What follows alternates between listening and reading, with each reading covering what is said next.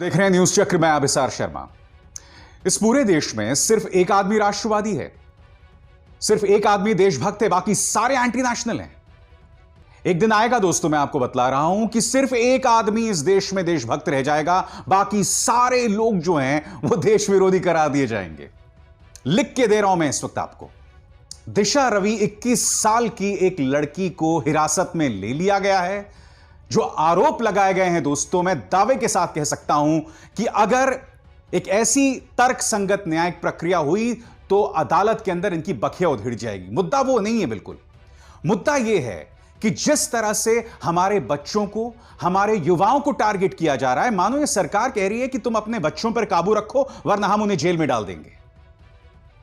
मैं बात करूंगा दिशा रवि की, मगर उससे पहले मैं जानता हूं आप में से कई लोग ये जानना चाह रहे हैं कि अभिसार, अब तक आपने न्यूज क्लिक पर जो ईडी की रेड हुई है, प्रवर्तन निदेशालय की रेड हुई है, उस पर कुछ क्यों नहीं कहा।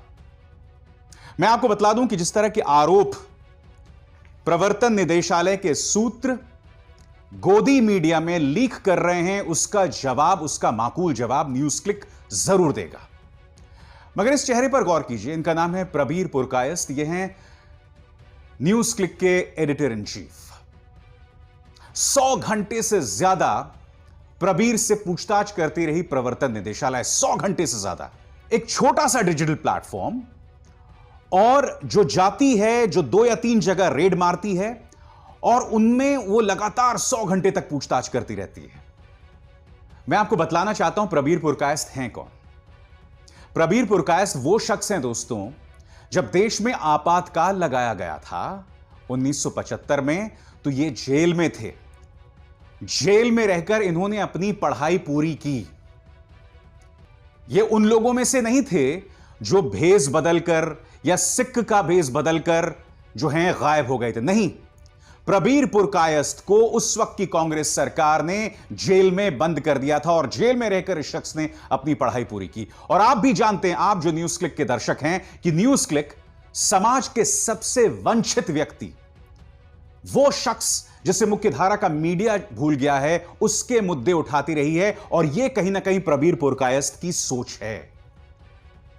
मैं आपसे जानना चाहता हूं कि जब आपातकाल के खिलाफ प्रबीर पुरकायस्थ ने आंदोलन किया था, आपातकाल के खिलाफ भारतीय जनता पार्टी के कई बड़े नेताओं ने आंदोलन किया था, कई जेल गए थे, और प्रबीर हमेशा से ही जो सत्ताधारी पार्टी है उससे सवाल करते रहे हैं। तो जब प्रबीर उस वक्त गलत नहीं हुए, तो अब गलत कैसे हो गए।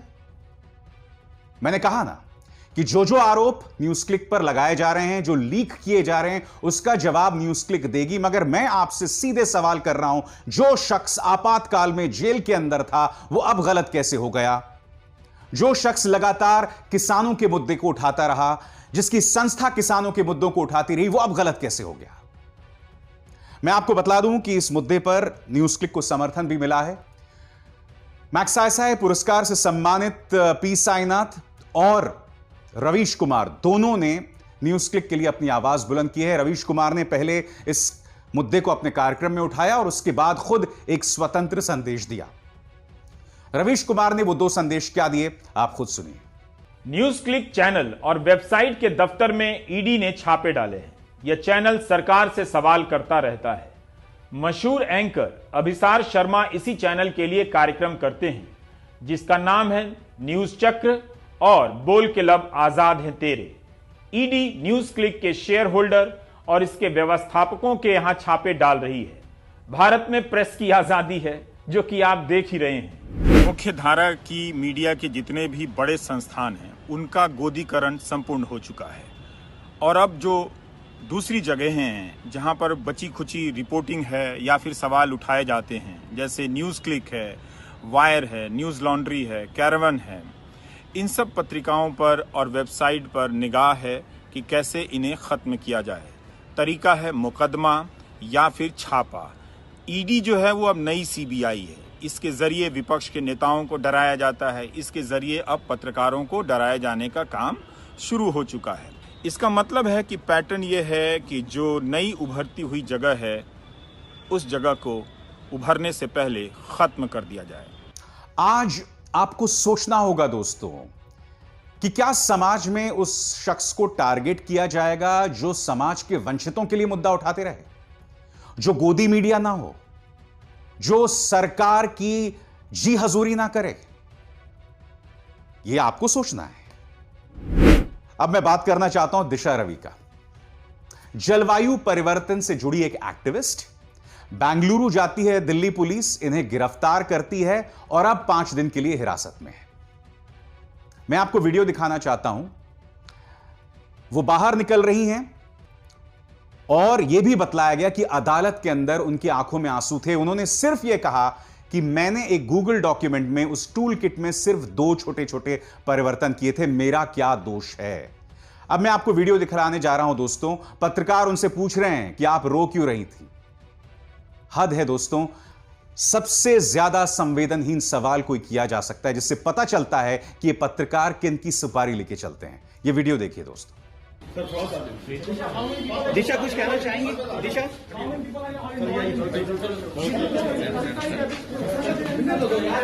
अरे बिजल बना दो, बिजल हटो। दिशा आप कुछ कहना चाहेंगी? रो क्यों रही है? दिशा कुछ आप कहें। अब ये 3 तस्वीरें देखिए। यहां पर आप दिशा रवि को देख रहे हैं, साफ सफाई कर रही हैं, स्वच्छ भारत अभियान की ब्रांड एम्बेसडर बन सकती हैं। और इसी तरह से दिशा रवि ने जलवायु परिवर्तन से जुड़े मुद्दे उठाए। पुलिस ने जो उन्हें हिरासत में लिया, उन्होंने क्या कहा, मैं आपको पढ़ के सुनाना चाहता हूं, जो अपने आप में बहुत ही हास्यास्पद है। आपके स्क्रीन पर पुलिस ने क्या कहा। इस प्रक्रिया में इन लोगों ने प्रो खालिस्तानी पोएटिक जस्टिस के साथ साझेदारी की और उनका मकसद था भारत के अंदर असंतोष फैलाना। उन्होंने ग्रेटा थनबर्ग के साथ साथ इस टूल किट डॉक्यूमेंट को शेयर किया। दिल्ली पुलिस यह कह रही है, अंग्रेजी में जो लिखा हुआ है उसके मुताबिक, in this process they all collaborated with pro Khalistani poetic justice foundation to spread disaffection against the Indian state. She was the one who shared the tool kit document with Greta Thunberg. आज मैं कुछ सवाल पूछना चाहता हूं Delhi police से। उस tool kit के अंदर क्या एक भी ऐसी कोई पंक्ति है जो यह बतला रहा है कि वह हिंसा करना चाहते थे? मैं जानना चाहता हूं दिल्ली पुलिस से, उस टूल किट के अंदर ऐसा क्या है जिससे आप इस निष्कर्ष पर पहुंच गए कि ये लोग हिंसा फैलाना चाहते थे और भारत के खिलाफ जंग छिड़ना चाहते थे? दूसरी बात, इस वक्त आपके पास क्या प्रमाण है कि ये खालिस्तानी मूवमेंट से जुड़े हुए हैं? ग्रेटा थनबर्ग, जिन्हें नोबेल प्राइज के लिए मनोनीत किया गया, क्या आप यह कह रहे हैं कि वो खालिस्तानी आतंकवादी हैं? दिशा रवि एक खालिस्तानी आतंकवाद से जुड़ी संस्था से जुड़ी हुई हैं। सबसे बड़ी बात दोस्तों, बेंगलुरु में आई दिल्ली पुलिस और उठाकर ले गई। बेंगलुरु पुलिस ने इस पर कुछ नहीं किया, कर्नाटक सरकार ने कुछ नहीं किया। उल्टा इनके एक सांसद हैं पीसी मोहन बेंगलुरु से, वो दिशा रवि की तुलना अजमल आमिर कसाब, जो कि एक आतंकवादी है, उससे कर रहे हैं। आपकी स्क्रीन पर बुरहान वानी 21 साल का था, अजमल आमिर कसाब 21 साल का था। उम्र सिर्फ एक नंबर है, कोई भी कानून से ऊपर नहीं है। कानून, law will take its own course. A crime is a crime is a crime is a crime. मैं यही तो समझना चाहता हूं। आपने दिशा रवि को गिरफ्तार कर लिया, आपके पास क्या प्रमाण है कि उनके खालिस्तान के साथ लिंक हैं? पहले आप गिरफ्तार कर लेंगे, बाद में आप जांच करेंगे। जांच तो आप वैसे भी कर सकते थे। और मैं फिर पूछना चाहता हूं आपसे वो 2 अहम सवाल। पहली बात, उस टूल किट के अंदर ऐसा क्या था जिससे आप इस निष्कर्ष पर पहुंच गए कि दिशा रवि के खालिस्तान के साथ लिंक थे? नंबर 1। नंबर 2, मुझे यह बताइए, उस टूल किट के अंदर हिंसा को बढ़ावा देने संबंधी कौन सी पंक्ति थी? और नंबर 3, क्या ग्रेटा थनबर्ग एक खालिस्तानी आतंकवादी हैं? अपनी भद क्यों पिटवा रहे हो मेरे भाई? देश की साख पर बट्टा क्यों लगवा रहे हो? देश का मखौल मत बनाओ, देश का मजाक मत बनाओ। मैंने कार्यक्रम की शुरुआत में कहा, हमें यह संदेश दिया जा रहा है कि या तो तुम अपने बच्चों पर काबू पाओ, वरना हम उन्हें जेल में डाल देंगे। मैं आज आपसे यही जानना चाहता हूं, क्या आपको यह बात स्वीकार्य है? एक टूल किट डॉक्यूमेंट में कुछ परिवर्तन करने से कोई खालिस्तानी आतंकवादी बन जाता है? और यहां पर एक सांसद उस लड़की के खिलाफ भीड़ को भड़का रहा है। देखिए, सबसे बड़ी बात, सबसे बड़ी बात, उसने दिशा रवि को, पीसी मोहन ने दिशा रवि को अजमल आमिर कसाब के साथ उसकी तुलना कर डाली। एक लड़की के खिलाफ तुमने एक भीड़ खड़ी कर दी। मुझे पूरा विश्वास है दिशा रवि जो है दोषमुक्त होकर रिहा हो जाएंगी, कभी ना कहीं रिहा हो जाएंगी। मगर पीसी मोहन ने, जो कि सांसद है बेंगलुरु से, उन्होंने एक भीड़ खड़ी कर दी है इस लड़की के खिलाफ, एक 21 साल की लड़की के खिलाफ। मैं जानना चाहता हूं आखिर इस पीसी मोहन पर क्या कार्रवाई की जाएगी, बताइए। अब मैं आपको सुनवाना चाहता हूं दिशा रवि की आवाज। दिशा रवि किस तरह से जलवायु परिवर्तन पर बोलती रहती हैं, आपकी स्क्रीन पर सुनिए। Hey, my name is Disha. I'm a climate activist. I'm a part of Fridays for Future India, and I've been organizing and mobilizing people for climate activism since last year.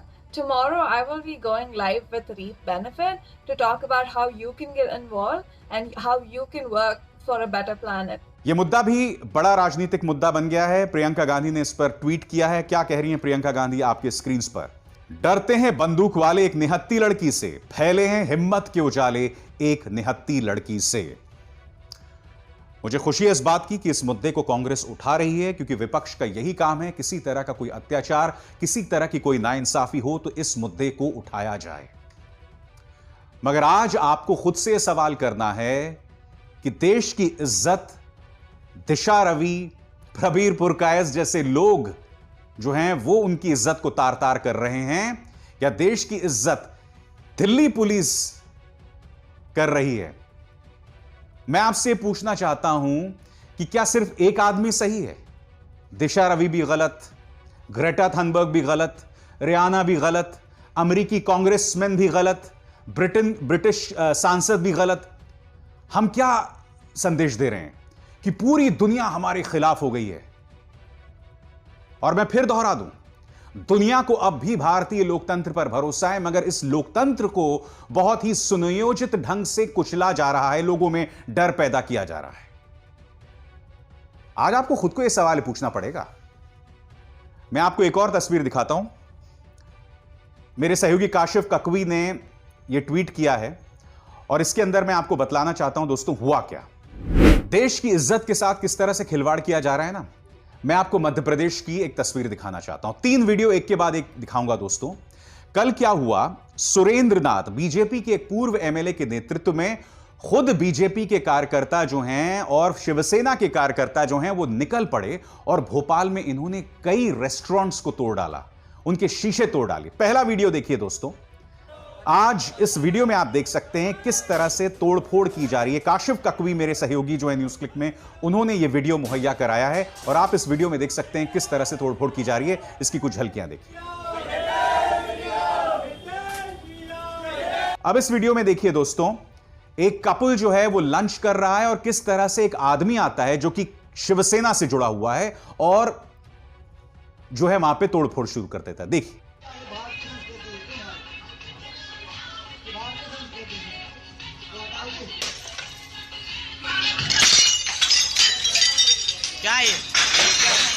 अब police ने कार्रवाई जरूर की है, case दर्ज कर दिया है, वो एक अलग मुद्दा है। मगर सुरेंद्र नाथ जो कि बीजेपी का पूर्व एमएलए है, इसका यह कहना है कि हर चीज सरकार नहीं कर सकती, जनता को मुद्दा अपने हाथों में लेना पड़ेगा। यानी कि एक पूर्व एमएलए जनता से कह रहा है कानून को तोड़ो। दूसरी बात यह कहता है, उसने कहा कि इस हुक्का बार के अंदर ड्रग्स का कारोबार होता है और फिर आदत से मजबूर उसने लव जिहाद को भी जोड़ दिया। तो मैं ये जानना चाहता हूं इस सुरेंद्र नाथ से कि भैया मुझे एक बात बताओ कि अगर ड्रग्स का कारोबार हो रहा है तो उस पर अंकुश किसको लगाना चाहिए? सरकार को लगाना चाहिए या आपको लगाना चाहिए? देश की जनता अगर इसी तरह से कानून हाथ में लेती रहेगी तो लोग आपके घर में घुसकर आपको लिंच कर देंगे।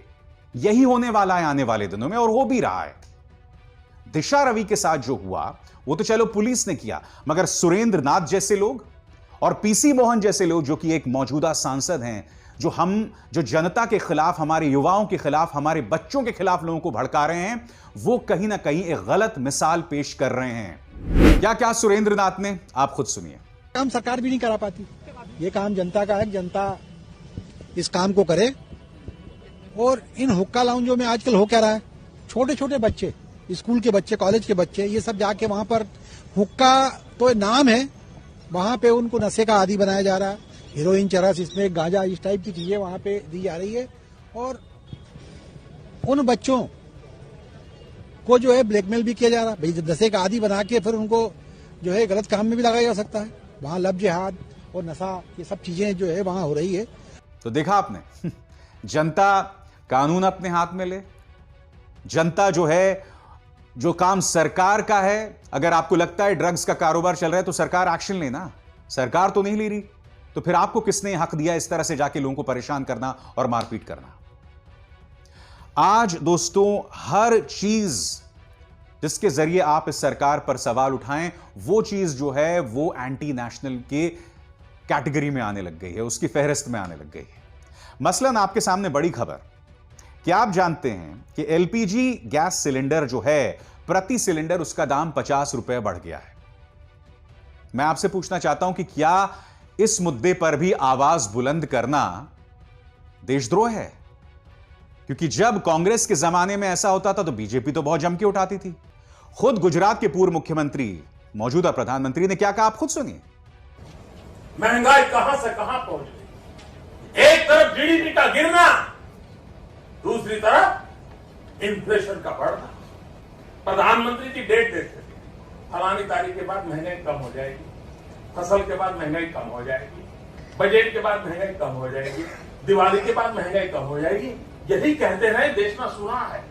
और जिस दिन मीडिया का मूड कर जाएगा, वो पुराने सारे उनके बाइक निकालने करके दिखाएंगे। हर 3 महीने के बाद वो ये काम करते थे। भाइयों बहनों, अब तो 1 साल से महंगाई के विषय पर बोलना ही बंद कर दिया है। उन्हें चिंता नहीं है और उन्होंने वादा किया था 100 दिन में महंगाई कम करेंगे। आदरणीय प्रधानमंत्री जी, आप महंगाई कम कर पाओ या न कर पाओ, कम से कम अटल बिहारी वाजपेयी जहां छोड़ के गए थे वहां तो ला करके रख दो, वहां तो ला करके रख दो, तब भी गरीब के घर में चूल्हा जलेगा। मैं यही तो जानना चाहता हूं कि मैं नहीं भूला हूं, राजनाथ सिंह ने कहा था कि जब किसान आंदोलन कर रहा होता है तो हमें यह नहीं देखना चाहिए उसके पीछे कौन सी संस्था है, मैं तो हमेशा उनके साथ जुड़ जाता हूं।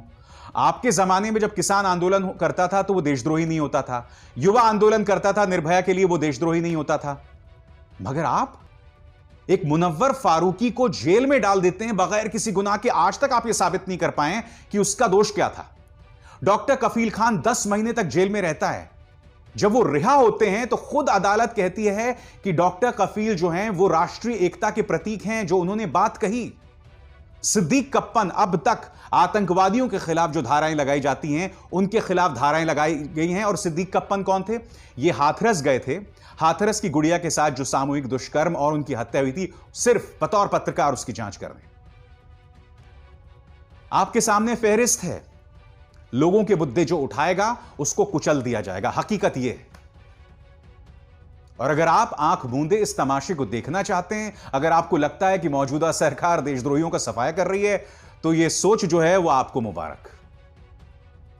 क्योंकि न्यूज चक्र में और बोल के लब आजाद है तेरे में हम ये मुद्दे लगातार उठाते रहेंगे। अभिसार शर्मा को दीजिए इजाजत, नमस्कार।